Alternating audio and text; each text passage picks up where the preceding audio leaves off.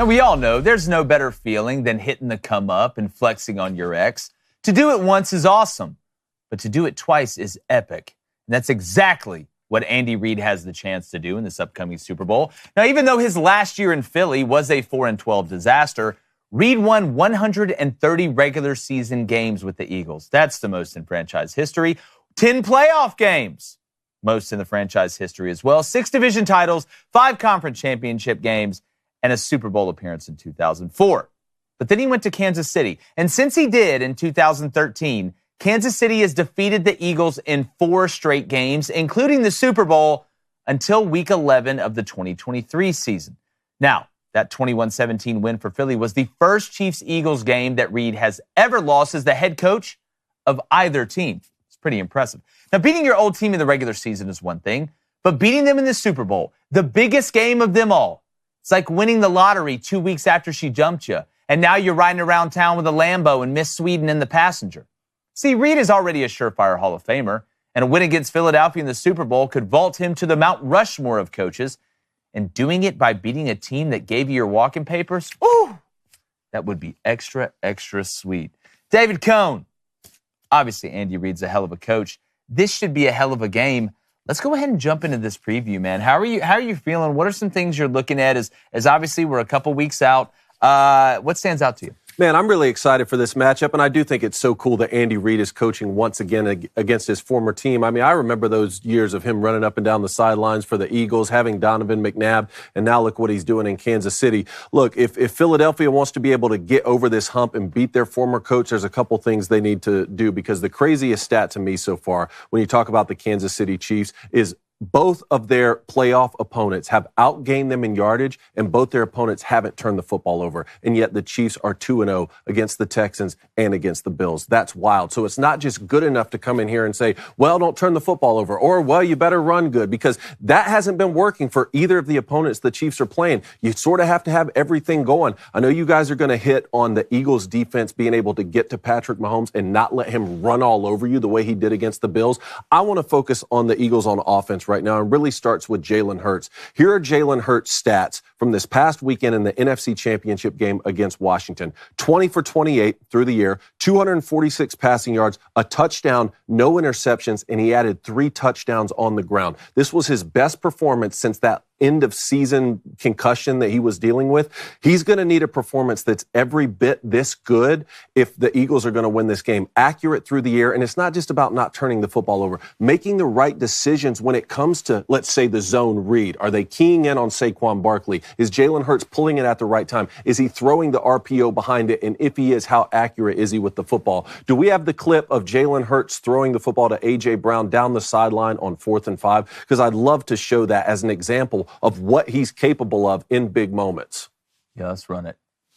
God, watch AJ at the top. You're cooked. Yeah, that's a dog. And the Eagles are only up 2 there. This isn't some blowout where you can just go for it on 4th and 5 and there's no risk. I mean, that's the Jalen Hurts that we're going to need to see, combined with a big day from Saquon, combined with a big day for the Eagles defensive front 7 against Patrick Mahomes if they're going to be Super Bowl champs. Yeah, I love that. And again, number one, if wide receivers are getting that open, I mean, that's obviously going to make it easier on Jalen, but he's going to have to make some of those throws to win this game. And I got some numbers I want to get into in a second. But Blaine, I want to go over to you first. Looking on the Kansas City side, you know, what kind of jumps out to you the most? Well, you know, what gets talked about a lot with the Chiefs, obviously Andy Reid and this offense, Patrick Mahomes, Travis Kelce. I mean, they're the faces of this dynasty. But what doesn't get talked about enough is how good they are on defense.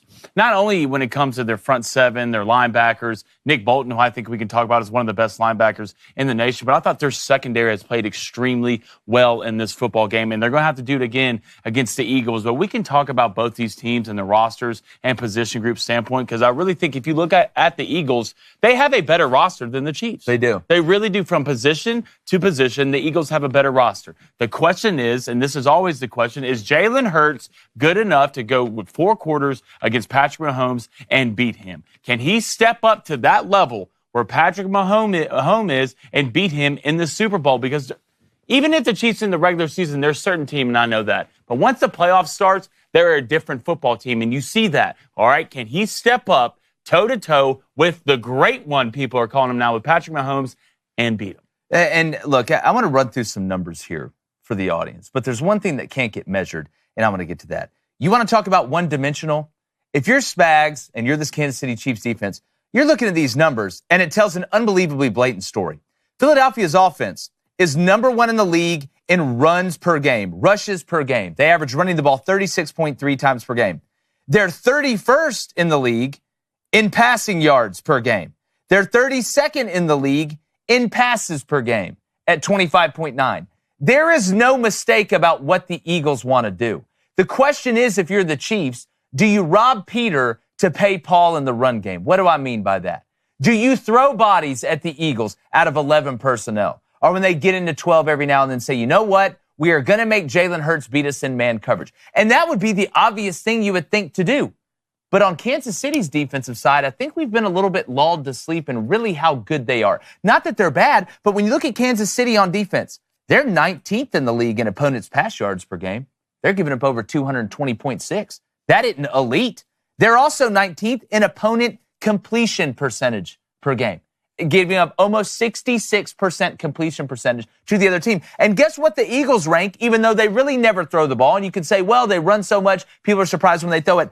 They rank 8th in the league offensively in completion percentage. Jalen Hurts is almost completing 68% of his passes. So if you're Kansas City, and even with McDuffie and you got these guys in the back end and you're worried about the run with Saquon and Jalen, they've been very efficient talking about Philly in the passing game. So there is an ability to take away Jalen Hurts having to make incredible throws. If you're going to sit there and run man coverage against A.J. Brown and Devontae Smith, whether you're bringing pressure or you're not bringing pressure, Jalen Hurts can make the easy throw. He can make the layup. So do you say, all right, we're going to stop the run. We may mix up a little bit more zone. We're going to put bodies in the box or whatever and just take what they give us on the outside because A.J. Brown, when he's covered by one guy, is not covered. Devontae Smith can cook you from the slot. Or do you say, you know what? We're going to play too high. We're going to play too high. We're going to go with an even box because they may be good enough. And when you look defensively, the Chiefs are 9th in the league in rushing yards per game given up at 106.7. They're also 9th in the league in opponent's yard per rush at 4.2. So they don't have to go out of their way to stop most teams running the ball. But in this game, they may have to. And the more I look at this, and I like the Chiefs, because there's one number you can't measure, and that's clutch. It's that clutch button that Patrick Mahomes and them always find a way to hit. And I'm going to lean on that. But the more I look at these numbers, I am starting to get more concerned about Kansas City's defense because we have this illusion they're the best defense in the league and they're super elite. They're really good. They're really good. All right. But they're not elite against the pass. And that's something we need to keep an eye on. Yeah, and if they hold up well against Saquon Barkley and they hold up well against Jalen Hurts on the zone read game, and somehow you're able to guard A.J. Brown, and then you do well against Devontae Smith, well, congratulations. Dallas Goedert's pretty good, too, at tight end. Like, they got a pretty good tight end as well. But I'm really interested to see how the front, I mean, this is one of the best offensive lines that we've seen in the last couple seasons. How well can they hold up against Chris Jones? What exactly is their plan for Chris Jones? Because he's a game wrecker. Well, the problem, we're not in a matchup I can't believe we haven't talked about. What was the one guy for the Commanders that hurt the Eagles? It was Ertz. Zach Ertz. Yeah. Zach Ertz had over 100 yards receiving. Let me tell you a guy who played for the Chiefs right now who did not do anything in the Bills game. If you're giving up 100 yards against Zach Ertz, Travis Kelce is going to kill you.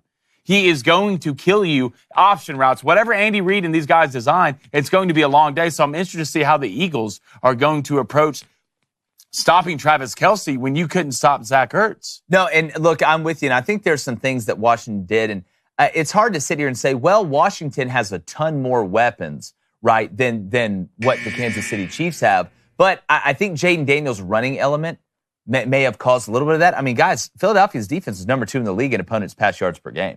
Like, they've been shutting down the pass. They're number 3 in opponent completion percentage. So they know how to stop it. I wonder if this is the game where the lack of weapons offensively outside of Xavier Worthy for the Chiefs and Travis Kelce at tight end kind of hurt you. Because, guys, the Kansas City run game ain't great either. It's not like they're knocking down. They're 23rd in the league in rush yards per game. All right? It's not like the run game's been awesome.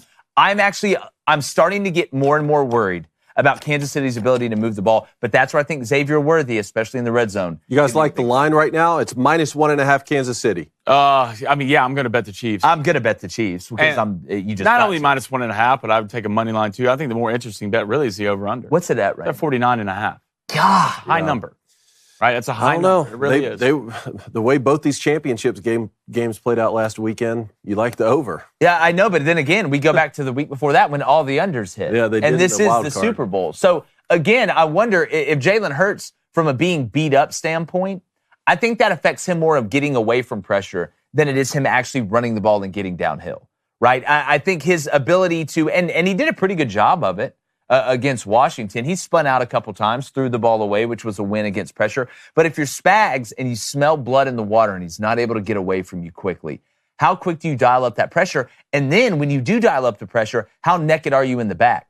Is it true zero? Or are you just inserting a fifth rusher? That's what I want to see, but there's nobody better doing than Steve Spagnuolo, and we're going to see there at the end. Hey, appreciate you guys being here. If you do not mind, please hit that subscribe button, hit that like button, and keep sharing the show.